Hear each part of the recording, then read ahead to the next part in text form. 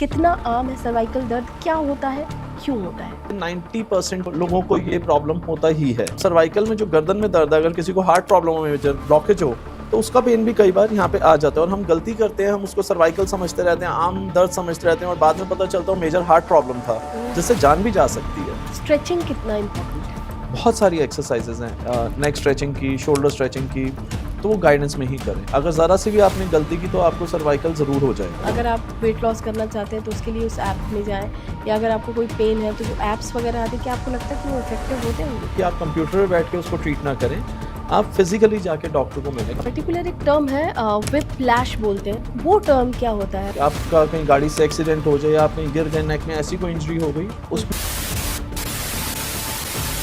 Nerve compression, ये cervical दर्द की वजह बनता है या क्या है इसमें? बहुत मेजर वजह। देखिए होता क्या है, जैसा मैंने आपको बताया, पीछे हमारी 7 हड्डियाँ हैं, 7 बोन्स हैं सर्वाइकल की। हर 2 के बीच में एक डिस्क होता है और डिस्क के बिल्कुल बैक साइड से स्पाइनल कॉर्ड जाता है। जब डिस्क अपनी जगह से निकल जाता है उसको डिस्क हेरिनेशन बोलते हैं, और जब निकल जाता है पीछे नर्व को कंप्रेस कर देता है। ये बहुत पेनफुल कंडीशन होता है। इसमें भी पेशेंट्स को आर्म्स में पेन आना, पैरालिसिस होना अगर बढ़ जाए, खड़े खड़े गिर भी जाते हैं, गाड़ी चलाते चलाते एक्सीडेंट भी कर देते हैं।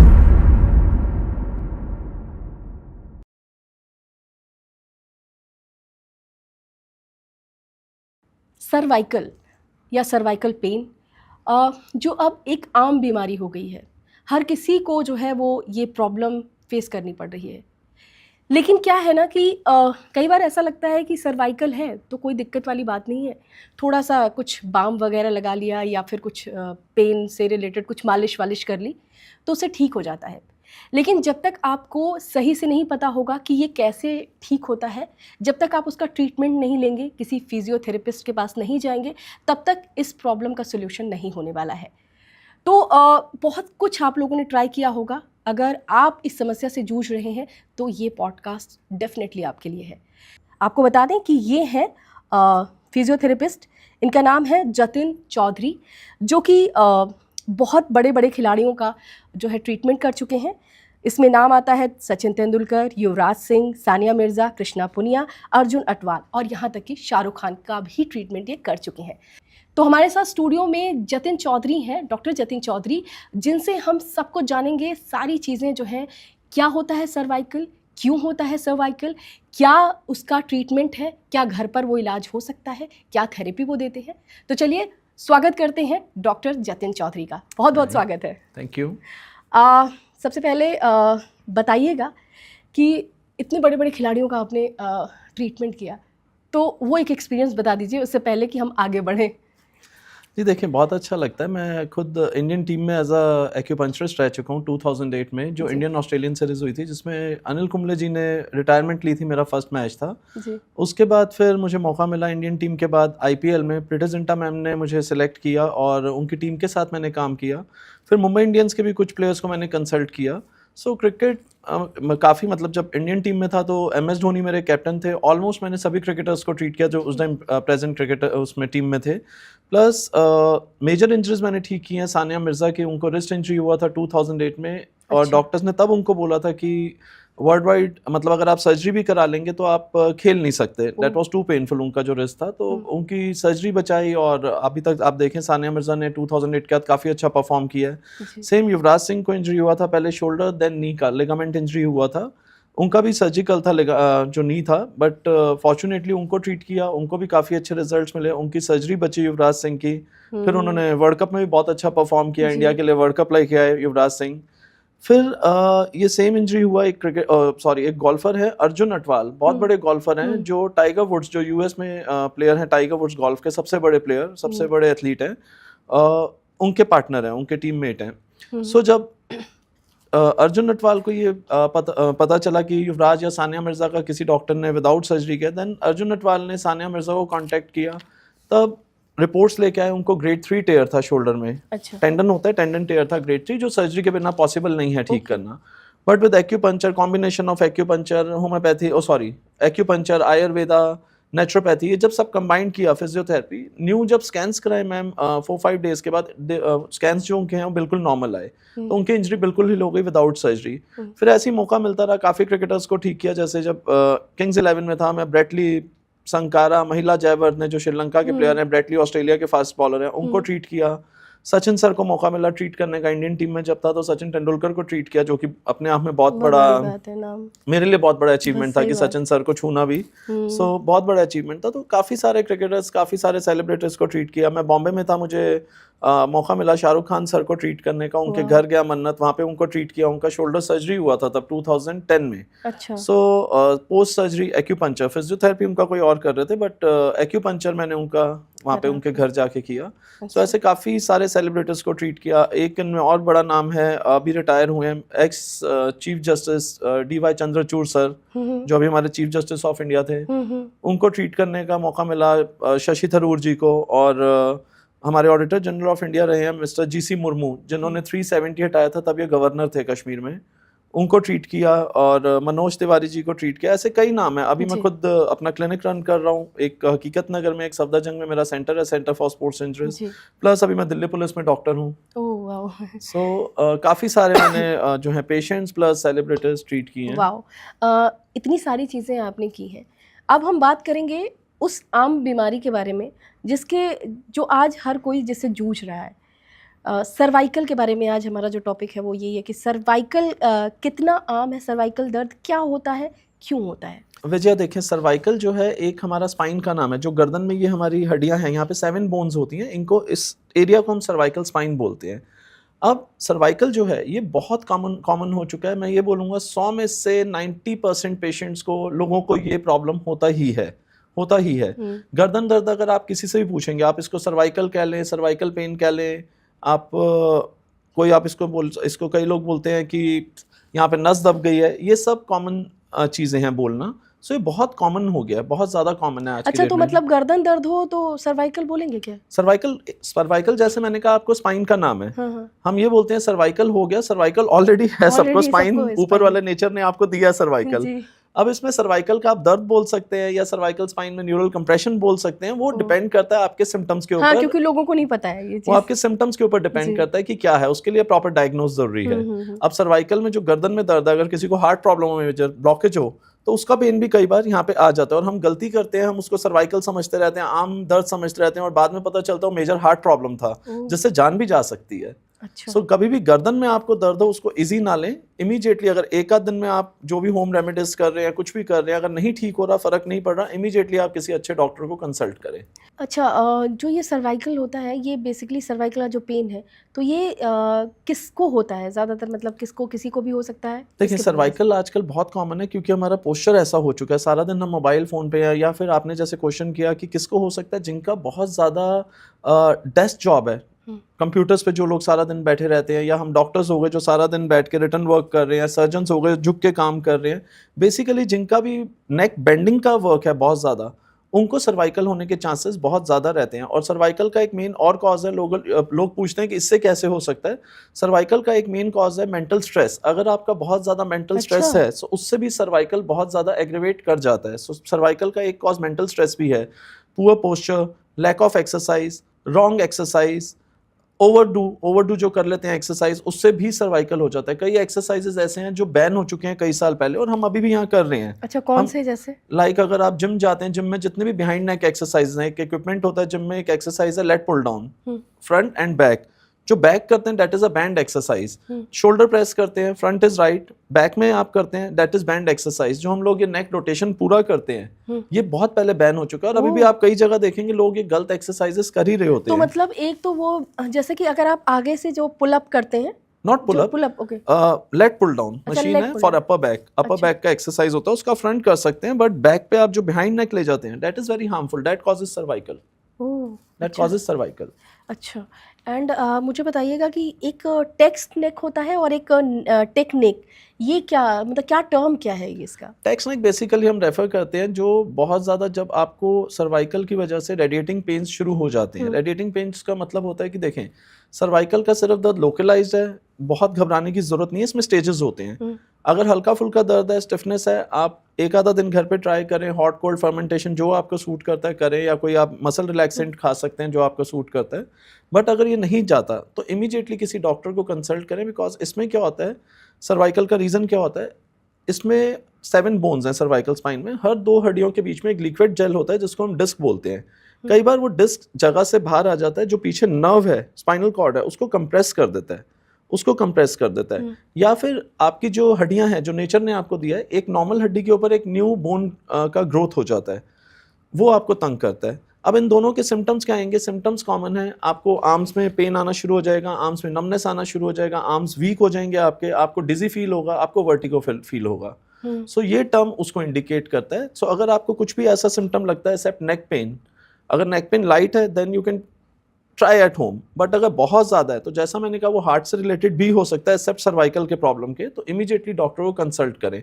और अगर आपकी बाजू में पेन रेडिएट कर रहा है या नमनेस आ रहा है या आपको पैरालिटिक कुछ ऐसा फील हो रहा है कि बाजू में बिल्कुल ताकत नहीं लग रही, या आपको नॉजिया फीलिंग हो रही है, वर्टिगो चक्कर आ रहे हैं, तो इमीडिएटली आप इसको डॉक्टर को कंसल्ट करें और अपनी प्रॉपर टेस्टिंग कराएं। एक्सरे या MRI इसका प्रॉपर टेस्ट है, वो आप ज़रूर कराएं। अच्छा, ये जो अभी आपने बताया कि ये सारी प्रॉब्लम होती है, उसके साथ आपने वर्टिगो भी एक शब्द बोला, उस बीमारी के बारे में बताइएगा, क्योंकि आज ये भी बहुत कॉमन हो गया वर्टिगो, क्योंकि मेरे बहुत सारे लोग हैं जानने वाले हैं जिनको ये प्रॉब्लम है। तो क्या सर्वाइकल अगर है तो वो प्रॉब्लम हो सकती है? जी बिल्कुल, देखें वर्टिगो का मतलब है चक्कर आना, सर घूमना। हाँ। उसके और भी रीजंस होते हैं, अगर आपका ब्लड प्रेशर है या आपके ईयर में कोई इन्फेक्शन है, वैक्स आ गया ईयर में, और भी बहुत सारे हैं, बट सर्वाइकल का एक मेन सिम्टम है वर्टिगो। और कई लोग ऐसे आते हैं क्लिनिक में, या आप देखेंगे कि गर्दन में दर्द है उसको निगलेक्ट करें, एकदम चक्कर आता है, गिर जाते हैं, गाड़ी चलाते चलाते गाड़ी का एक्सीडेंट कर देते हैं, तो नर्व कंप्रेशन की वजह से चक्कर आना बहुत जाहिर है और ये सर्वाइकल का मेजर सिम्टम है। अब बताइएगा कि जो ये लैपटॉप, फ़ोन एंड ऑल ये सारी चीज़ें हम यूज़ करते हैं, तो कितना ज़्यादा ये इफ़ेक्ट करता है और कैसे करता है? क्योंकि पता सबको है बट कोई जानता नहीं है कि किस तरह से आपके ऊपर प्रभाव डाल रहा है। जी बहुत ज़्यादा वजह ये इफेक्ट करता है। जब हम फॉरवर्ड बेंड करके रखते हैं, हम सारे अपने नेक के मसल्स और सॉफ्ट टिश्यूज़ को स्ट्रेन आउट कर देते हैं, जिससे सारा वीक हो जाता है। जितना हमारा ये मसल्स है, सॉफ्ट टिश्यूज़ हैं, सब वीक हो जाते हैं। फिर जब हम नॉर्मल नेक करते हैं, सारा हमारा स्पाइन पे, हमारे डिस्क पे प्रेशर आता है, जिस वजह से सर्वाइकल होता है। आप देखें हमारा पोस्चर कैसा होना चाहिए नेक। अब इसमें भी कई लोग बोलते हैं, कई डॉक्टर्स भी रेकमेंड करते हैं कि रात को तकिया ना लें, जो कि बिल्कुल गलत है। अच्छा। अगर आपको सर्वाइकल है, या तो आप सर्वाइकल पिलो यूज़ करें या पतला तकिया ज़रूर लें। सर्वाइकल पिलो कैसा होता है? सर्वाइकल पिलो एक बटरफ्लाई शेप का होता है। नॉर्मली आप गूगल पे सर्च करेंगे, वहाँ भी मिल जाएगा आपको, अच्छा। किसी भी अच्छे केमिस्ट में मिल जाएगा, किसी भी अच्छी सर्जिकल शॉप, हॉस्पिटल में मिल जाएगा।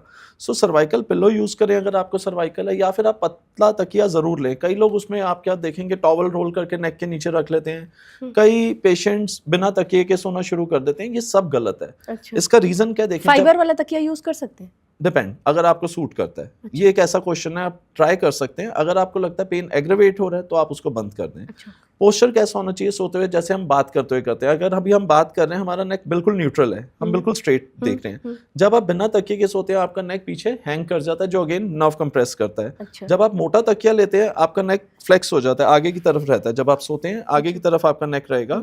सो उससे आपके मसल्स और सॉफ्ट टिश्यूज जो हैं, टेंडन्स हैं, लिगामेंट्स हैं, बैक मसल्स हैं, वो सारा ओवर स्ट्रेन्ड हो जाते हैं, जिस वजह से पेन आ जाता है। तो हमेशा जो है, आपने मेरे से क्वेश्चन किया कि लैपटॉप, मोबाइल कितना हार्मफुल है। अगर आप यूज़ करते भी हैं, सपोज अगर मेरा ये मोबाइल है, मैं इसको ऐसे नीचे ना देखने की जगह मैं ऐसे रख के, सामने रख के काम करता हूँ, इससे मेरा सर्वाइकल ठीक रहेगा। बट अगर मैं इसको ऐसे नीचे रख के करता हूँ, इतना बेंड करके, सो ये मेरे लिए या किसी भी पेशेंट के लिए हार्मफुल है। सो सेम वे अगर आप अपने सिस्टम पे वर्क कर रहे हैं, मोबाइल पे वर्क कर रहे हैं, उसको ट्राई करें कि जितना ऊपर रख सकते हैं, बिल्कुल अपने हेड के सामने, आंखों के सामने, उतना बेटर है। अच्छा, ओके। एंड डेस्क जॉब के बारे में जानना चाहेंगे कि डेस्क जॉब क्यों ज़्यादा, मतलब डेस्क जॉब में ज़्यादातर ये प्रॉब्लम आ रही है, तो मतलब कैसे, क्या पोस्चर है, कैसे, इसके बारे में थोड़ा सा बताइएगा। जी डेस्क जॉब देखें, डेस्क जॉब आजकल कॉर्पोरेट में, इवन हम डॉक्टर्स भी हैं, सारा दिन बैठ के ही काम करते हैं, तो इसमें बहुत ज़रूरी है, पहला आप अपना सुबह मॉर्निंग में या इवनिंग में जब भी आपको समय मिले, आप एक्सरसाइजेज ज़रूर करें। और एक्सरसाइज में आप जिम कर रहे हैं, योगा कर रहे हैं, दैट्स अ डिफरेंट थिंग। आप किसी अच्छे फिजियोथेरेपिस्ट से मिलकर पर्टिकुलर बैक एंड नेक की स्ट्रेंथनिंग एक्सरसाइजेज सीखें और वो ज़रूर करें। उसमें हार्डली 10-15 मिनट लगते हैं, जो डेस्क जॉब वालों को करना चाहिए। अच्छा। और कुछ प्रिकॉशंस हैं, जिससे अगर आप डेस्क जॉब में हैं, कुछ प्रिकॉशंस हैं, अगर आप फॉलो करते हैं, सो आप अपना बैक प्रॉब्लम और सर्वाइकल प्रॉब्लम दोनों से बच सकते हैं। जैसा मैंने बताया कि अगर आप सर्वाइकल है, आप जो भी करें डेस्क जॉब में, आप अपना लैपटॉप, कंप्यूटर सब अपने सामने रखें, बिल्कुल नीचे। आप ऐसा ना रखें कि आपको नीचे नेक फॉरवर्ड बेंड करके काम करना पड़ रहा है। आपका मोबाइल है, मोबाइल में लोग गलती क्या करते हैं, एक और सबसे बड़ी, ये कई बार हम लोग भी करते हैं फ्रेंकली, सामने तो रखना ही है। और कई बार हम क्या करते हैं, गर्दन को टिल्ट ऐसा करके हाँ, हम बिल्कुल। वर्क करते रहते हैं। आप कोई आपको इंस्ट्रक्ट कर रहा है, आप वर्क कर रहे हैं, तो आपका नेक ऐसा इस पोजीशन में रहता है, विच इज़ वेरी हार्मफुल। अगर आपका है ऐसा कुछ तो आप ब्लूटूथ आप यूज़ कर सकते हैं। बेसिकली आप इस पोस्चर में ना रहें, नेक को टिल्ट करके कुछ वर्क करना ना करें। और एक्सरसाइजेज जैसा मैंने बताया, जो बैंड एक्सरसाइजेज हैं, किसी की अच्छी गाइडेंस में करें। प्लस डेस्क जॉब में अगर आप हैं तो सबसे जो डेस्क जॉब में प्रॉब्लम होता है सर्वाइकल के साथ, लोअर बैक का होता है। उसमें आप ध्यान रखें, हर 30-35 मिनट्स के बाद आप उठ के थोड़ा बहुत वॉक करें, फिर बैठ जाए। कंटिन्यूशन में ना बैठें ना खड़े रहें। आप ट्राई करें, ये सर्वाइकल से रिलेटेड नहीं है बट लोअर बैक से रिलेटेड है जो मैं बता रहा हूँ, बट स्पाइन एक ही हमारा, तो ये भी ज़रूरी है। जी। अगर आप डेस्क जॉब में ज़्यादा हैं या आपको नेक या बैक पेन है, तो नेक के प्रिकॉशंस के साथ आप ये प्रिकॉशंस भी फॉलो करें, जैसे आलती पालती कम से कम मारें। अच्छा। जिस चेयर हाइट पे हम बैठे हैं इससे नीचे अवॉइड करें। लो स्टूल, लो परफे, इंडियन टॉयलेट आप यूज़ ना करें। फॉरवर्ड बेंडिंग ना करें, कुछ हैवी ना उठाएं। अच्छा, ये क्या लो मतलब कौन सा आप इंडियन टॉयलेट यूज इंडियन करें? टॉयलेट यूज़ ना करें। अगर हाँ, आपको बैक पेन है बैक पेन है या तो। आपको सर्वाइकल का डायरेक्ट कनेक्शन नहीं है, जो मैं प्रिकॉशंस बता रहा हूँ, हाँ। सर्वाइकल के बड़े लिमिटेड प्रिकॉशंस हैं कि आप तकिया पतला लें, मोटा तकिया ना लें, बिना तकिए के ना सोएं, पतला तकिया लें। आप फॉरवर्ड बेंडिंग ना करें, मोबाइल को टिल्ट करके ना रखें, सीधा रखें, सीधा रख के फ़ोन पे बात करें। जब भी हेड वॉश करें, स्पेशली फीमेल्स के लिए, जब भी हेड वॉश करें स्ट्रेट करके रखें। कई फीमेल्स हैं बालों को पीछे करके, जैसे हम स्पा में जाते हैं, सलून जाते हैं, नेक को पीछे कर देते हैं। ये ना करें अगर आपको अच्छा। सर्वाइकल है। फीमेल्स अब हेयर ड्राई करते हैं, कई बार बाल आगे करके उसको ड्राई करते हैं, वो ना करें। आप हेड वॉश करें, ड्राई करें, स्ट्रेट पोजीशन में करें। अच्छा, ये ध्यान सीधा रखें, ही सीधा ऐसे। रख के करें। ओके। अच्छा। अच्छा, अब मैं जानना चाहूँगी कि जैसे कि अभी आपने बताया तकिया की बात आपने करी थी, मतलब तकिया लगा के आप सोएं या फिर जो भी आपने बताया, उसका जो सर्वाइकल के लिए या फिर किसी भी चीज़ के लिए, क्योंकि नींद तो ज़रूरी है, तो किसी भी चीज़ के लिए जो पोस्चर होना चाहिए नींद का, जो प्रॉपर जब हम सोते हैं, क्या पोस्चर होना चाहिए? कोई कहता है सीधा सोइए, कोई कहता है कि बेंट होके सोइए, कोई कहता है कि लेफ्ट करवट। तो अगर पोस्चर के बारे में पूछे तो कौन सा पोस्चर सही है, और ख़ास तौर पर सर्वाइकल के लिए कौन सा पोस्चर सही है? इसमें वजह मेरा पर्सनली ऐसा मानना, बिकॉज मैं स्पोर्ट्स डॉक्टर रहा हूँ, स्पोर्ट्स टीम्स के साथ हूँ, तो जो हमारा टीचिंग है, हमें जो सिखाया गया वो ये है कि पेशेंट को जिस पोस्चर में नींद आ जाए, सबसे इंपॉर्टेंट है नींद। अच्छा। अगर आपको सर्वाइकल है तो आप सर्वाइकल पिलो यूज़ करें या पतला तकिया यूज़ करें। आपने जो मेरे से पूछा कि सीधा सोएं, लेफ्ट साइड सोएं, टर्न करके सोएं, उल्टा सोएं, इससे कोई मैटर नहीं करता। अगर आपको 7 से 8 घंटे अच्छी नींद आ रही है, जिस भी पोस्चर में, जिस भी बेड पे, जिस भी गद्दे पे, वो इंपॉर्टेंट है। आप लाखों के मैट्रेस ले लें और आपको नींद ही नहीं आ रही, देन इट्स यूजलेस। और अगर आपको नींद नहीं आ रही, नींद ना आना भी एक मेजर कॉज है सर्वाइकल पेन इंक्रीज होने का। अच्छा। सो हम पेशेंट्स को ये एडवाइस करते हैं, जब पेशेंट्स पूछते हैं कि हम मैट्रेस ले लें, हमने फलाना मैट्रेस देखा 2 लाख का था, 3 लाख का था, तो मेरा आंसर यही रहता है कि आप मनी वेस्ट ना करें, जिस पे अब तक सोते आ रहे हैं उसी पे सोएं। इंपॉर्टेंट इज 6 to 7 आवर्स की नींद। अच्छा। जैसे आपको नींद आए वो पोस्चर अच्छा है। अच्छा, एक पर्टिकुलर एक टर्म है, व्हिप्लैश बोलते हैं, व्हिप्लैश।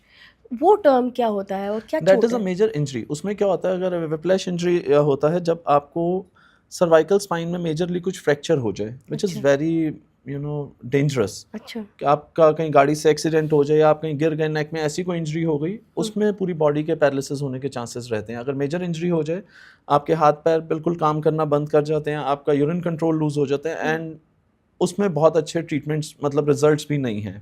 ओके। उसको हम क्योर नहीं कर सकते, बहुत मुश्किल है उसको क्योर करना। अच्छा। बहुत रेयर केसेस होते हैं जो ठीक हो जाते हैं, अच्छा। बहुत rare cases. So that is basically जब आपको नेक में कोई मेजर फ्रैक्चर हो जाए, आपका बिल्कुल ही डैमेज हो जाए, जिससे आपके चारों लिम्ब, दोनों हाथ, दोनों पैर, मतलब काम। लेग्स, दोनों हैंड्स पूरा काम करना बंद कर जाए। Okay. It's kind of paralysis, paralysis है ना? Which is not easily reversible. एक पैरालिसिस होता है जो आपको ब्रेन की वजह से होता है, ब्रेन हेमरेज हो गया, ब्रेन वो में तो क्लॉट होता हो है, गया, हाँ। हेमिप्लीजिया हो गया, वो रिकवर हो जाता है 80 to 90% हो जाता है बट ये पेशेंट नहीं का। होता। बट ये नहीं होता। इसमें पेशेंट एक बार बेड रिडन हो गया, बड़ा मुश्किल है उसको दोबारा चलाना। ओह। बहुत रेयर केसेस होते हैं, जो एवरेज है मैं बोलूँगा हज़ारों में भी नहीं, लाखों में 2 या 5 पेशेंट होंगे जो रिकवर कर पाते हैं। ओके। अच्छा, एक सर्वाइकल डिस्क जो हार्निएशन कुछ होता है या नर्व कंप्रेशन, ये सर्वाइकल दर्द की वजह बनता है या क्या है इसके बारे बहुत में मेजर बताइए? वजह देखिए होता क्या है, जैसा मैंने आपको बताया, पीछे हमारी 7 हड्डियाँ हैं, 7 बोन्स हैं सर्वाइकल की। हर 2 के बीच में एक डिस्क होता है और डिस्क के बिल्कुल बैक साइड से स्पाइनल कॉर्ड जाता है। जब डिस्क अपनी जगह से निकल जाता है, उसको डिस्क हेरिनेशन बोलते हैं, और जब निकल जाता है पीछे नर्व को कंप्रेस कर देता है। ये बहुत पेनफुल कंडीशन होता है। इसमें भी पेशेंट्स को आर्म्स में पेन आना, पैरालिसिस होना अगर बढ़ जाए, हो सकता है। अच्छा। बहुत पेनफुल कंडीशन। और इसमें सबसे ज़्यादा डर जो हमें लगता है वो ये लगता है कि किसी पेशेंट को इसके साथ चक्कर ना आए, वर्टिगो ना हो, क्योंकि ये इतना जो वर्टिगो होता है ये इतना तेज़ होता है कि पेशेंट को ऐसा लगता है अर्थक्वेक आ गया, खड़े खड़े गिर भी जाते हैं, गाड़ी चलाते चलाते एक्सीडेंट भी कर देते हैं। तो ये जो है इसका ट्रीटमेंट होता दिस है? Is totally treatable. अच्छा, this treatable. Is totally treatable तो इसमें विद क्या करते सर्जरी, हैं आप? Without surgery. इसमें फिजियोथेरेपी बहुत अच्छा रिजल्ट देता है। आप एक्यूपंक्चर ट्राई कर सकते हैं, आप आयुर्वेदा पंचकर्मा ट्राई कर सकते हैं, आप एलोपैथिक में ऑर्थोपेडिक से, स्पाइन सर्जन से मिलकर आप कांटेक्ट करके मेडिसिन ले सकते हैं। अच्छा। आप सर्जरी के लिए जा सकते हैं। तो इसमें बहुत सारे हमारे पास ट्रीटमेंट्स हैं, ओके। हर साइंस में ऑलमोस्ट। अच्छा, आप जानना चाहेंगे कि जो हम लोग भार उठाते हैं, जैसे मान लीजिए कोई भी वेट्स उठाते हैं, तो कई बार कुछ लोग कहते हैं कि अगर आपको सर्वाइकल है तो आप इतना ज़्यादा भारी सामान मत उठाओ। तो क्या ये सच है? और अगर है तो फिर अगर हम एक्सरसाइजेज़, जो लोग एक्सरसाइजेज़ करते हैं जिसमें भारी वेट्स उठाते हैं, उनके लिए क्या फिर ऑप्शन है? जी, इसमें देखें, अगर आपको सर्वाइकल है, ये बात बिल्कुल सही है, हम पेशेंट्स को मना करते हैं कि आपको वेट नहीं उठाना, इनफैक्ट आगे बेंड भी नहीं करना। बट अगर कोई स्पोर्ट्स में है या फिर जिनका जॉब ही ऐसा है कि वेट उठाना है, फिर उनको हम ये एडवाइस करते हैं कि जितना आपने वेट उठाना है, जितना आपने हार्डवर्क करना है, उतने आप सर्वाइकल मसल्स को, अपने बैक मसल्स को उतना स्ट्रॉन्ग करें। उसके लिए डिफरेंट हम प्रोटोकॉल्स देते हैं, डाइट प्लान्स देते हैं पेशेंट को, जिससे आराम से पेशेंट उतना स्ट्रॉन्ग कर सकता है। अब सर्वाइकल जो आप देखें, कई स्पोर्ट्स, बड़े बड़े स्पोर्ट्समैन को ये सर्वाइकल का प्रॉब्लम है, लोअर बैक का प्रॉब्लम है। ऑलमोस्ट मैं ये कहूँगा हिंदुस्तान में, इंडिया में अगर suppose for an example 100 sports people हैं, तो 100 में से 40% प्लेयर्स को ये प्रॉब्लम है। तो ऐसा हम उनको 40%? 40%, तो उनको हम ये नहीं बोलते कि आपको बैक इंजरी हो गया या सर्वाइकल इंजरी हो गया, आपको सर्वाइकल है या बैक में प्रॉब्लम है तो आप खेलना बंद कर खेलना दें। बंद करेंगे। उसमें हम क्या करते हैं, अगर आपको ऐसा कुछ प्रॉब्लम है, उनको एक एक्सरसाइज प्रोटोकॉल दिया जाता है, डाइटरी प्रोटोकॉल दिया जाता है, जिससे मसल्स को और बेटर किया जाता है और स्ट्रॉन्ग किया जाता है कि वो अच्छा। खेल सकें। अच्छा, ये जो सर्वाइकल होता है क्या उसको हेरिडेटरी होता है? नहीं, हेरिडिटरी नहीं है, सर्वाइकल अच्छा। Is not hereditary. Okay. Cervical spine, जैसा मैंने बताया, हम कि गलत वो, बोलते हैं, हाँ, सर्वाइकल मतलब स्पाइन तो पेन। सबके पास है, बट जो सर्वाइकल का प्रॉब्लम है जी। ये हेरिडिटरी नहीं है। अच्छा, और सर्वाइकल जो है, सर्वाइकल पेन, क्योंकि आपने बताया सर्वाइकल सबको है, बट पेन जो होता है बेसिकली, तो क्या ये अगर ऐसा होता है तो क्या ये पूरे जो है हेल्थ को इफ़ेक्ट करता है? अगर येस, तो कौन कौन सी चीज़ें उससे होती हैं बेसिकली, वो जी बताइए। देखें, अगर किसी को सर्वाइकल है, जैसे मैंने बताया, उसके पहले तो आर्म्स में पेन आना शुरू हो जाएगा, अगर बढ़ जाए, अगर नर्व कंप्रेस हो जाए, आर्म्स नम होने शुरू हो जाएंगे, चक्कर आते रहेंगे, नोजेटिक लगेगा। जी। ये कॉमन सिम्टम है, पेन आना, नमनेस आना, चक्कर आना। लेकिन अगर आप ये देखें, अगर किसी पेशेंट को नौजिया फीलिंग भी हो रहा है, वो अच्छे से खाना भी नहीं खा पाएगा, उसका डाइजेशन भी डिस्टर्ब हो जाएगा इससे, उसका डाइजेशन भी इससे डिस्टर्ब हो जाएगा। सो अगर डाइजेशन डिस्टर्ब है, तो आयुर्वेद में तो ये मानते हैं जिसका डाइजेस्टिव सिस्टम खराब है, अब तो ये सारी साइंसेज मानती हैं, अगर आपका डाइजेशन पुअर है, गट हेल्थ पुअर है, तो आपकी पूरी हेल्थ डिस्ट्रॉय होना जाहिर है। अच्छा, ये जो सर्वाइकल है उसके लिए क्या कोई मौसम ज़िम्मेदार होते हैं कि कहते हैं कि ठंडा है, सर्दी है तो ज़्यादा उभर के आ जाता है, या गर्मी है? ऐसा कुछ नहीं है, मिथ है। हाँ, हाँ। ये एक चीज़ होता है कि जब एक्स्ट्रा ठंड होती है, हम्म। तो एक तो ठंड से मसल स्टिफ होते हैं, एंड सेकंड हम ठंड में, जब कोल्ड वेदर होता है, हम अपने क्लोथ्स बहुत ज़्यादा डाल लेते हैं, जिस अच्छा। वजह से नेक पे स्ट्रेन ज़्यादा पड़ता है। आप देखें, अभी हम दिल्ली में, अभी गर्मी है, so we are wearing collar shirts, females ने भी नॉर्मल कपड़े डाले हुए हैं, सूट्स या जो भी हैं।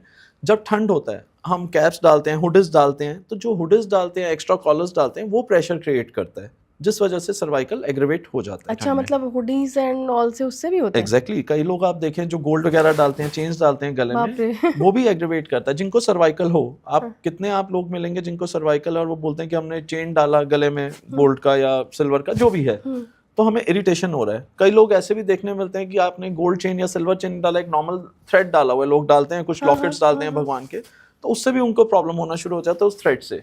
हाँ। सो ठंड में बेसिकली, ठंड एग्रेवेट नहीं करता, बट ठंड से but of course muscle stiff होते हैं कोल्ड से, बट जो हम क्लोथिंग होता है ठंड में, जो हम क्लोथ्स डालते हैं, वो ज़्यादा परेशान करता है। अच्छा, और ये जो बैग जो है वो साइड में जो पिट्ठू बैग लेके चलते हैं, वो कितना है, वो करते हैं? पिट्ठू बैग देखें, उससे ज़्यादा हार्म नहीं है। पिट्ठू अच्छा, बैग उससे अगर आप ज़्यादा दोनों शोल्डर्स पे हैंग करते हैं, जैसे बच्चे करते हैं हाँ, छोटे, तो then problem. It's fine. But अगर आप एक में करते हैं, तो एक शोल्डर पे स्ट्रेन पड़ेगा। शोल्डर पे स्ट्रेन पड़ने से क्या प्रॉब्लम होता है, शोल्डर एंड नेक के बीच में एक मसल होता है, ट्रेपीजियस, ये मसल, जो इनका ब्रिज है। तो अगर शोल्डर पे ज़्यादा स्ट्रेन पड़ेगा, बट ऑफ कोर्स आपकी नेक में पेन आ सकता है, काफ़ी चांसेस हैं। सो बेटर है, अगर पिट्ठू बैग जिसकी आप बात करें, वो आप दोनों शोल्डर्स पे ही हैंग करें। अच्छा, अब बात करेंगे सर्जरी को लेकर। मतलब क्या सर्वाइकल अगर हो जाए, उसकी कंडीशन ज़्यादा ख़राब हो, जैसे कि अभी आपने बताया कि एक अलार्मिंग सिचुएशन होती है, किस सिचुएशन में सर्जरी की ज़रूरत पड़ती है? जी, अगर आपको लगे आपने फिजियोथेरेपी ट्राई कर लिया, आपने अल्टरनेट सारे ट्रीटमेंट ट्राई कर लिए हैं, आपने Ayurveda, homeopathy, naturopathy, physio, acupuncture जो भी आप अल्टरनेट में कर सकते हैं, अगर आपने सब ट्राई कर लिया और आपके हैंड में नमनेस है जो नहीं जा रहा, या आपका हैंड आपको लगता है मसल ग्रिप लूज करते जा रहे हैं, मतलब आप पानी का गिलास भी नहीं उठा पा रहे, तो फिर इमीडिएटली किसी अच्छे सर्जन को आप कंसल्ट करें। वो भी पहले शायद मेडिकेशन ही ट्राई करेंगे या स्टेरॉइड ट्राई करेंगे, बट अगर नहीं ठीक होता then you should opt for surgery. अच्छा, तो सर्जरी में क्या करते हैं? जो कोई सर्जरी का कोई सर्जरी में जो है आपका नर्व है वो रिलीज कर देते हैं अच्छा, सर्जरी में। ओके। तो वो क्या पेनफुल होता है? नहीं नहीं, पेनफुल ऐसा कुछ नहीं, उसमें आपको एनेस्थीसिया दिया जाता है, आपकी सर्जरी करते हैं, उसके बाद आपको रिहैब पे डाल देते हैं अच्छा। इमीडिएटली, नेक रिहैब एक्सरसाइजेज में। अच्छा, ओके। अच्छा, जो सर्वाइकल डिस्क होती है तो मतलब हमेशा मतलब ज़रूरी होती है कि सर्जरी करवाया जाए कि ठीक हो जाता है? जी देखिए, पहले मैं यही आपको कहूँगा विजय जी, अगर सर्वाइकल किसी को है, सीवियर स्लिप डिस्क भी है, नर्व कंप्रेशन भी है, पहले आप अल्टरनेट ट्राई करें, आप फिजियोथेरेपी ट्राई करें, आप एक्यूपंक्चर, जो भी अल्टरनेट साइंसेज हैं। अगर आप एलोपैथिक भी लेते हैं किसी अच्छे स्पाइन सर्जन से, आप दवाइयाँ रेकमेंड करें, कोई भी सर्जन आपको जाती सर्जरी रेकमेंड नहीं करेगा। हर सर्जन भी इनफैक्ट पहले मेडिकेशन ही देता है और आपको यही बोलता है कि आप फिजियोथेरेपी ट्राई करें। अगर नहीं ठीक हो रहा देन सर्जरी एक लास्ट हमारे पास ऑप्शन है। सो लास्ट अगर नहीं ठीक होता 10-15 दिन में, 20 दिन में पेशेंट, देन फिर सर्जरी आप प्लान करें। अच्छा, मुझे अब ये बताइए कि जैसे अभी आपने बताया कि सर्जरी होता है, तो मतलब एक सिचुएशन के बाद आपको सर्जरी करवानी पड़ती है।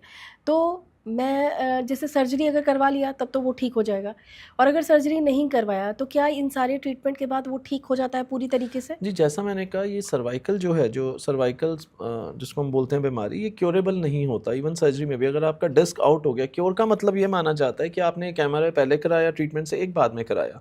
जैसे अगर किसी पेशेंट को टाइफाइड हुआ, आपने एक ब्लड टेस्ट पहले कराया, एक पूरा कोर्स अपने दवाई के कंप्लीट कोर्स के बाद जी। दोबारा टेस्ट कराया, पहले आपका पॉजिटिव था, बाद में नेगेटिव हो गया।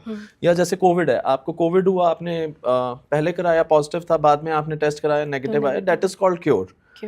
जितना भी ये प्रॉब्लम है सर्वाइकल का, अब इसमें स्लिप डिस्क हो चाहे ऑस्टियोफाइड फॉर्मेशन हो, this is never say patient को कि ये क्योरेबल है, दिस इज ट्रीटेबल, मैनेजेबल। फर्क क्या है, क्योर का मतलब होता है आपने सर्जरी कराई, नहीं कराई, ट्रीटमेंट किए, आपका एमआरआई चेंज हो जाए, वो नहीं हो सकता इस केस में। जो नेचर ने, कुदरत ने आपको बना के भेजा, वो कोई डॉक्टर नहीं कर सकता। लेकिन पेशेंट इसमें ठीक हो जाता है। पेशेंट, हमारा मेन मोटिव भी यही रहता है कि सिर्फ डायग्नोस के लिए हम एमआरआई कराएं, प्रोग्नोसिस के लिए क्या इंप्रूवमेंट हो रहा है अंदर, वो हम पेशेंट की बॉडी पे देखते हैं इस केस में। सो वो सर्जरी है, बिना सर्जरी के है, वो डिपेंड करता है पेशेंट कितना बेटर फील कर रहा है। जो एक्यूपंक्चर हुआ या एक्यूप्रेशर हुआ, ये सारा इसमें कितना पॉसिबल है, कितनी ठीक होता है इससे? जी बहुत अच्छा इसमें जो है, अगर आप किसी क्वालिफाइड एक्यूपंक्चरिस्ट के पास जा रहे हैं या एक्यूप्रेशर जो करते हैं, अगर कोई क्वालिफाइड है, तो इसमें चांसेस बहुत अच्छे होते हैं रिकवरी के। बहुत अच्छी साइंस है और बहुत अच्छे रिजल्ट्स हैं। लगभग कितने दिनों में? ये डिपेंड करता है कि आपकी कंडीशन कैसी है। अच्छा, आपकी कंडीशन कैसी है, सबसे ज़्यादा उसी पे डिपेंड करता है। अच्छा, एक ये कायरोप्रैक्टिस भी कुछ होता है, तो उसके बारे में बिल्कुल, it's a part of physiotherapy. इसमें जो आपने भी मेरे से क्वेश्चन पूछा था कि नेक को हम मैनुअल थेरेपी करते हैं, मोबिलाइज करते हैं, ये कायरोप्रैक्टर करते हैं, और ये भी एक सक्सेसफुल साइंस है। अच्छा, ये भी एक सक्सेसफुल वो कैसे साइंस है। करते हैं वो भी? उसमें बेसिकली वो क्या करते हैं, बोन को सेट करते हैं, आपके पोस्चर पे वर्क करते हैं, जो कि बहुत ज़रूरी है, आपके मसल्स पे वर्क करते हैं, जो कि बहुत ज़रूरी है। अच्छा, पोस्चर एंड मसल्स पे वर्क करते हैं। अच्छा, एंड ये हर्बल उपचार, जैसे कि अभी आपने बताया था कुछ हर्बल उपचार में, जैसे आपने हल्दी वाला, टर्मरिक वाला बताया, टर्मरिक हो इसके गया। अलावा हर्बल में आप देखें, पंचकर्मा भी जो है हर्बल में आता है, आयुर्वेदा हर्बल एक ही बात है। आप पंचकर्मा ट्रीटमेंट ले सकते हैं, जो पंचकर्मा मसाजेज, हम मसाज की बात कर रहे थे कि मसाज आप किसी से ऐसे ना लें, तो आप पंचकर्मा थेरेपिस्ट के पास जाएं, क्वालिफाइड होते हैं, आप उनसे मसाज लें राधा। अच्छा, ये जो शिरोधारा होती है जो, जी बहुत इफेक्टिव है ये, सर्वाइकल में, हेडेक में ये बहुत इफेक्टिव है। अच्छा, शिरोधारा जो बहुत इफेक्टिव है। ओके। एक अरोमा थेरेपी होती है, उसके बारे में थोड़ा बताएंगे क्या? अरोमाथेरेपी से मैंने कभी सुना नहीं कि सर्वाइकल के पेशेंट्स पे इफेक्ट आया है। अच्छा, बट हाँ, अरोमाथेरेपी वैसे भी आपको मेंटली रिलैक्स ज़रूर करती है, क्योंकि अगर अच्छा अरोमा है, आपके कई ऑयल्स ऐसे आते हैं जो आपके हैप्पी हार्मोन्स रिलीज करते हैं। सो अगर आप हैप्पी हैं, तो जैसा मैंने अभी पहले आपको बताया था कि स्ट्रेस आपके सिम्टम्स एग्रेवेट करता है, अगर आपका स्ट्रेस किसी भी तरह से रिड्यूस होता है, चाहे वो अरोमाथेरेपी से या कोई इसी से बात करके हो रहा है, तो आपको पूजा पाठ करके हो रहा है, म्यूजिक सुन के हो रहा है, तो वो सर्वाइकल में हेल्प जरूर करेगा। मेंटल रिलैक्सेशन जितना रहेगा आपको, उतना सर्वाइकल जल्दी रिकवर करेगा। ओके। अच्छा, नेचुरोपैथी? नेचुरोपैथी में मैम बहुत वेज हैं। आप देखें नेचुरोपैथी से ये निकला जो गर्म ठंडा सेक है जिसको हम कॉन्ट्रास्ट बात बोलते हैं। ये मैं एक और आपके व्यूअर्स को बताना चाहूँगा, अगर आपको कहीं भी पेन है, आप खुद घर में ट्राई कर रहे हैं तो आप ये ज़रूर करें। आप कॉन्ट्रास्ट बात एक होता है, बहुत इफेक्टिव चीज़ है, नेचुरोपैथी का पार्ट है। इसमें 2 आप टाल ले लें या 1 टॉवल ले लें, 2 बकेट ले लें, एक ठंडा एक गर्म। अच्छा। ये आप ध्यान से सुनिएगा, अगर आपको नेक पेन है तो बॉटल ना यूज़ करें, आप एक टॉवल को डिप करें पहले गर्म पानी में, गर्म इतना हो कि आप टॉलरेट कर पाएं, जल ना जाएं, इतना गर्म हो। आप टॉवल को 2 मिनट्स रखें, गर्म टॉवल को, फिर ठंडे पानी में डिप करें, ठंडा भी इतना हो कि आइस चिल्ड ना हो, नॉर्मल ठंडा हो, मतलब उस गर्म से ठंडा हो। सो 1 मिनट आप कोल्ड टॉवल रखें, ये 3 मिनट्स का हो गया। ऐसे आपने 3 बार करना है, 2 मिनट गर्म, फिर 1 मिनट ठंडा, फिर से 2 मिनट गर्म, 1 मिनट ठंडा, फिर 2 मिनट गर्म, 1 मिनट ठंडा। टोटली 9 मिनट्स लगेंगे आपको। अच्छा। करते हुए फैन एसी कूलर ऑफ रखें। करने के बाद आप फैन में जा सकते हैं, एसी कूलर में आपने 20 मिनट्स तक नहीं जाना। अच्छा। सो अगर आपको सर्वाइकल पेन है, बैक पेन है, कहीं भी पेन है किसी भी जॉइंट में, आप सबसे पहले कॉन्ट्रास्ट बाथ शुरू करें, एटलीस्ट ट्वाइस अ डे। अच्छा, कंट्रास्ट बात, इसको कॉन्ट्रास्ट बात, गरम ठंडा सेक बोलते अच्छा। हैं। और ये आप किसी भी साइंस के साथ, अगर आप एलोपैथिक ले रहे हैं उसके साथ भी कर सकते हैं, होम्योपैथिक के साथ, इसका कोई नुकसान नहीं है। नुकसान नहीं है। अच्छा, जैसा कि अभी आपने बोला ठंडा और एसी में ना जाए, अब एसी पे आ जाते हैं।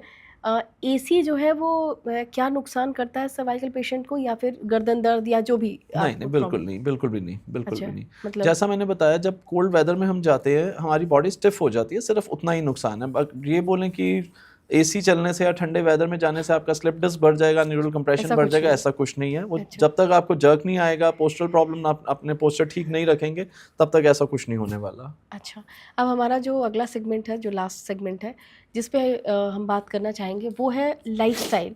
अब बताइए, सर्वाइकल से बचने के लिए लाइफस्टाइल कैसी होनी चाहिए, क्या चेंजेस होने चाहिए? आप पोस्चर ठीक रखें, जैसा मैंने बताया कि फिर मैं रिपीट करूंगा, रात को तकिया पतला लें, मोटा तकिया ना लें, बिना तकिए के ना सोएं, पतला तकिया लें। आगे झुक के कोई काम ना करें, जैसे मोबाइल को हम ऐसे रखते हैं, नीचे नहीं रखें, आप सामने रखें।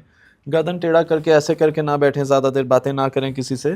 प्लस जब भी बात लें, आगे पीछे सर को ना करके स्ट्रेट रखें, और जब भी ड्राई करें तो भी स्ट्रेट रखें। एक अभी हमने टॉपिक इसमें छेड़ा था कि आप सलून्स वगैरह जाते हैं, कहीं भी मसाज करते हैं, वो ना करें। कोई भी मसाज थेरेपिस्ट हो, उनको जर्क देने के लिए मना कर दें, किसी भी तरह का वाइब्रेशन यहाँ ना लें। जैसे मसाज के वाइब्रेटर्स आते हैं बड़े बड़े, वो यहाँ पे नेक पे और ब्रेन पे कभी ना कराएं। प्लस रेगुलर एक्सरसाइज करें, रेगुलर आप जो भी एक्सरसाइज करते हैं, रेगुलर आप एक्सरसाइज बट अंडर गाइडेंस करें। जैसा मैंने बताया, कुछ बैंड एक्सरसाइजेज हैं, वो ना करें, जैसे नेक रोटेशन हो गया, लोग घुमाते हैं सारा, आप हाफ रोटेशन कर लें, इसको ऐसे आप कर सकते हैं, बट पूरा जो हम ये रोटेट करते हैं ये बैन हो चुका है। सो ये ना करें। अगर आप जिम जाते हैं तो आप जितनी भी बैक एक्सरसाइजेज हैं, lat pull down, shoulder press, trainer से पूछ के करें या ना करें, बेटर है। अगर आप कुछ पर्टिकुलर मसल्स होते हैं हमें बैक में, पेशेंट को कभी कभी कोई ट्रेनर करा देते हैं, कोई स्पोर्ट्स पर्सन का, तो पूछ के करें, गाइडेंस में करें, खुद ना करें। थर्ड, एक्सरसाइजेस किसी फिजियोथेरेपिस्ट से पूछ के, आप जो भी एक्सरसाइज करते हैं, जिम, योगा, अंडर गाइडेंस करें, बट किसी फिजियो से पूछ के आप नेक और बैक के एक्सरसाइजेस ज़रूर करें जो पर्टिकुलर हमारे होते हैं, जिससे सर्वाइकल से हम बच सकते हैं। प्रॉपर स्लीप लें, आप 7 to 8 आवर्स की स्लीप ज़रूर लें। आप अपना मेंटल स्ट्रेस जितना कम रखेंगे उतना आपको मदद मिलेगा कि आपको सर्वाइकल ना हो, या अगर है भी तो उसमें क्योर, आपका मतलब क्योर मतलब ट्रीटमेंट अच्छा हो जाएगा, हेल्प हो जाएगा। प्लस डाइट अच्छा रखें, डाइट में आपको अच्छा protein, fibre, omega 3, calcium, vitamin D, ये सब, मल्टीविटामिन, ये सब ज़रूर लेना है। अच्छा, और दूसरा ये जो भी जैसा कि भी आपने बताया योगा योगा, तो योगा में जो एक तो ब्रीदिंग वगैरह का जो होता है, उसके बारे में बताइएगा कि वो कितना इफेक्टिव होता है? जी, प्राणायाम बहुत इफेक्टिव है अगर आप ठीक से करते हैं किसी भी अच्छे योगा इंस्ट्रक्टर की गाइडेंस में। सो प्राणायाम से बेटर मुझे नहीं लगता कोई मेडिटेशन भी है, या कोई मतलब रिलैक्सेशन के लिए कोई थेरेपी। और प्राणायाम का रिलैक्सेशन के अलावा भी बहुत से अनगिनत बेनिफिट्स हैं।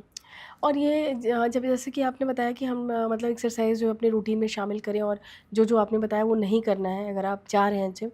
और जो घर पे हम लोग करते हैं स्ट्रेचिंग वगैरह, तो उसमें हम कौन से स्ट्रेचिंग है जो हम अवॉइड कर सकते हैं? क्योंकि बहुत सारे लोग हैं जो कि ये बोलते हैं कि अगर आपको सर्वाइकल है तो आपको ये नहीं करना है, आपको ये वाला, जैसे कि अभी जो आपने जिम वाला बताया वो तो ठीक है, बट योगा में भी ऐसे कई सारे पोस्चर्स होते हैं जो नहीं करते हैं, तो उसके बारे में बताइएगा। जी, कई पोस्चर्स हैं, हम उसको थोड़ा सा मॉडिफाई करके करा सकते हैं। देखिए, अच्छा। अगर किसी को सर्वाइकल है या बैक पेन है, बोलते हैं आगे नहीं झुकना चाहिए। अब योगा में एक आसन होता है पश्चिमोत्तासन, जिसमें आप अपने टो टच करते हैं, वो नहीं कर सकते। वो कर सकते हैं, बट उसमें थोड़ा मॉडिफाई कर दें। आप किसी पेशेंट को ये ना बोलें कि टो ही टच करना है, आप उसको बोलें आप जितना इजीली बेंड कर सकते हैं, नेक को आगे बेंड ना करके आप स्ट्रेट रखें, सामने देखते हुए। आप उतना हल्का फुल्का आगे ज़रूर झुकें, क्योंकि देखें जितना इम्पॉर्टेंट हम मना तो कर देते हैं कि आगे नहीं झुकना, बट आगे झुकना भी बहुत इम्पॉर्टेंट है, तभी हमारे सारे मसल्स खुलेंगे, ओपन होंगे, open प्लस बैलेंस रहेंगे। बैलेंस रहेंगे। अगर आप सोचें बाइसेप की एक्सरसाइज कर रहे हैं, ट्राइसेप की नहीं कर रहे, तो ये भी इम्बैलेंस का कॉज होता है। हाँ। ये भी इंजरी का कॉज हो जाता है। सो सेम वे अगर हम बात करें जैसे बैक पेशेंट्स की, बैक में हम मना करते हैं कि आगे ना झुकें, बट बाद में हम जब पेशेंट का पेन चला जाता है उसको ज़रूर रेकमेंड करते हैं कि आप कोर स्ट्रॉन्ग करें, अपना एब्स मसल को स्ट्रॉन्ग करें, क्योंकि जो आगे झुकाता है वो बैक नहीं झुकाता, वो हमारा एब्डोमेन हमें आगे झुकाता है। सो उसके लिए आपको एब्डोमिनल मसल्स को स्ट्रॉन्ग करना बहुत ज़रूरी है। सेम वे अगर सर्वाइकल की बात करें तो आप सारी एक्सरसाइजेस करें, बट इसमें थोड़ा सा कॉमन सेंस यूज़ करें। जिस एक्सरसाइज को करते हुए आपको लगता है नेक ओवर स्ट्रेंड हो रहा है वो ना करें। अगर आप खुद कर रहे हैं, कोई एक्सरसाइज में लगता है आपको करते हुए करने के इमीडिएटली बाद पेन आ रहा है, आप वो एक्सरसाइज अवॉइड करें। बट फिर भी मैं रेकमेंड करूंगा खुद आप एक्सरसाइज ना करें, किसी की गाइडेंस में ही करें। अच्छा, ये योगा का एक पोस्चर होता है जो एक तो सूर्य नमस्कार है, तो सूर्य नमस्कार भी बहुत लोगों को मना किया जाता है, जैसे कि सर्वाइकल वाले लोगों को भी सूर्य नमस्कार कई बार कुछ लोग मना करते हैं। तो आपको क्या लगता है कि सूर्य नमस्कार मतलब नहीं करना चाहिए? जी, डिपेंड करता है। देखिए सूर्य नमस्कार बहुत अच्छा होता है, बहुत अच्छा एक आपका आसन कह लें या एक एक्सरसाइज कह लें, बहुत इफेक्टिव है और पूरी बॉडी के लिए बहुत इफेक्टिव है। अगर आप 11-12 सूर्य नमस्कार ही कर लेते हैं प्रॉपर टेक्निक से, तो काफ़ी आपकी बॉडी को एक्टिव रखने के लिए, काफ़ी आपको जॉइंट पेन से बचाने के लिए। बट कुछ कंडीशंस होती हैं, जैसे अगर किसी को घुटने में दर्द है, अर्थराइटिस है या कोई इंजरी है, लिगामेंट इंजरी, तो उसमें हम रेकमेंड नहीं करते।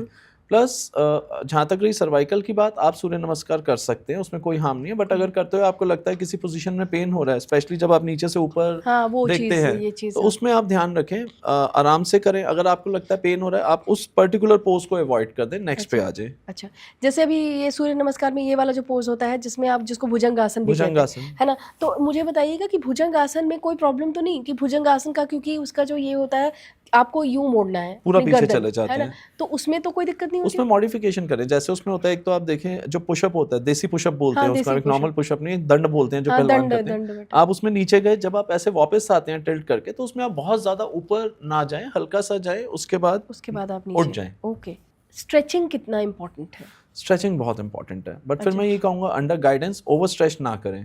स्ट्रेचिंग में भी बहुत सारी एक्सरसाइजेज हैं, नेक स्ट्रेचिंग की, शोल्डर स्ट्रेचिंग की, तो वो गाइडेंस में ही करें। अगर ज़रा सी भी आपने गलती की तो आपको सर्वाइकल ज़रूर हो जाएगा। अच्छा, बाप रे, हार्मफुल हो सकता है। अच्छा, अब मैं जानना चाहूँगी, एक रिकरेंस का एक टर्म होता है, क्या है वो?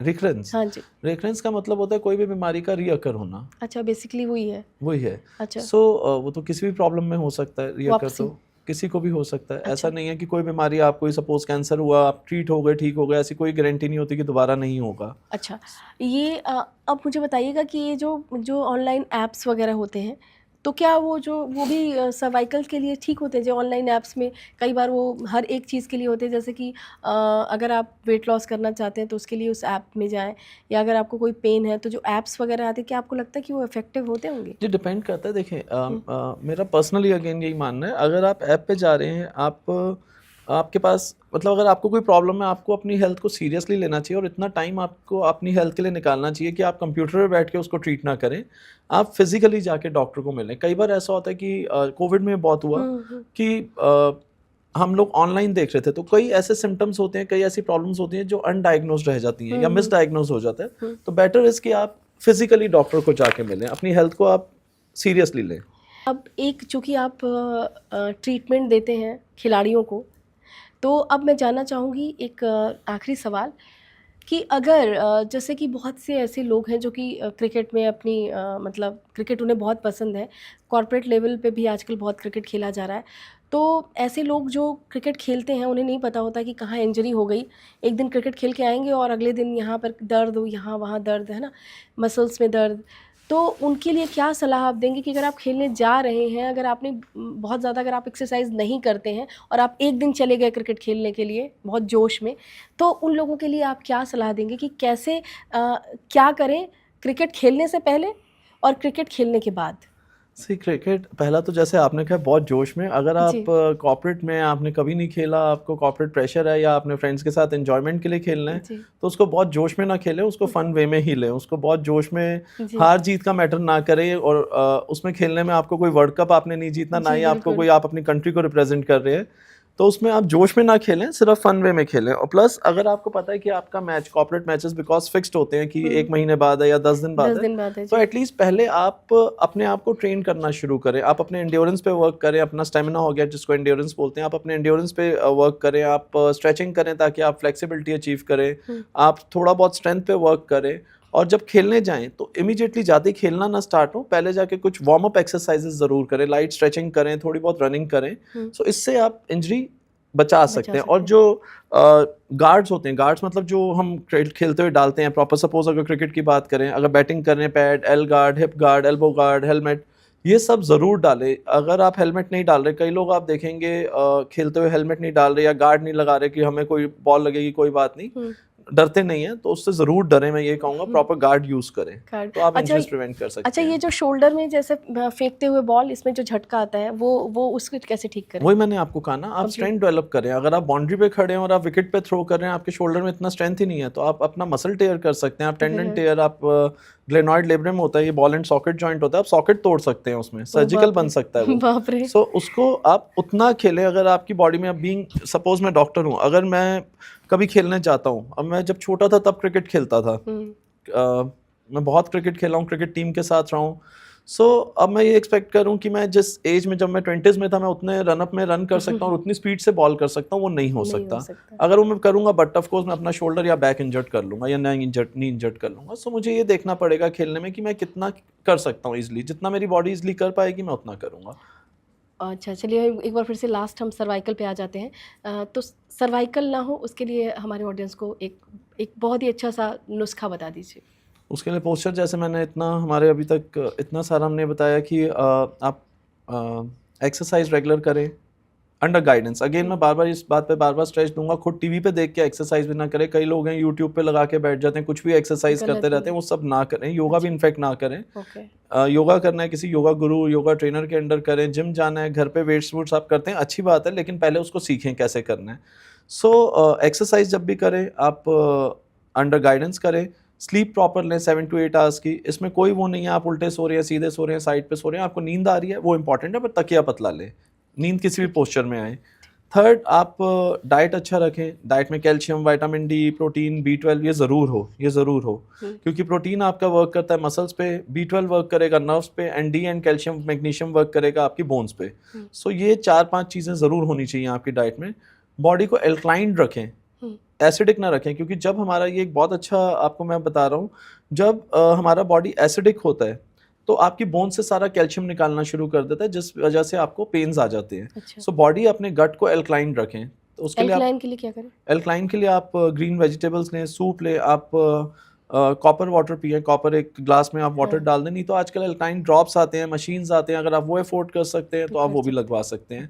और पोस्चर मेंटेन करें, फिर वही तकिया पतला ले, मोटा तकिया ना ले, आगे झुक के काम ना करें। और स्पेशली जो हमने बात की सैलून्स पे, ये बच के रहें, ध्यान दें, बहुत ध्यान दें, ये एक बहुत डेंजरस चीज़ हो सकती है।